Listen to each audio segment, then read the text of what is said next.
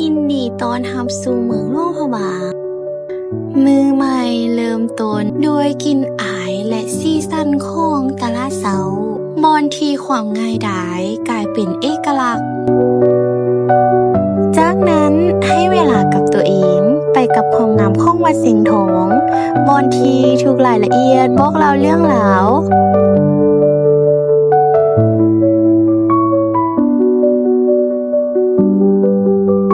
ก้าวขึ้นไปที่ภูซี่เพื่อชมวิวเมืองเก่าที่ยังคงเป็นเอกลักษณ์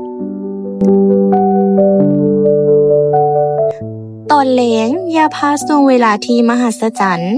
ชมพระอาทิตย์ตกที่เฮ็ดให้หัวใจชื่นบานเพราะทุกๆมุมล้วนแต่เป็นสิ่งที่สวยงามเมื่อค่ำคืนตกลงตลาดกลางคืนจะเล่าเรื่องของฝีมือและวัฒนธรรมของทีละนึกที่เต็มไปด้วยเรื่องราวหลวงพระบางเมืองแห่งความสงบและความงามที่บ่มีวันลืมยินดีต้อนรับสู่เมืองหลวงพระบาง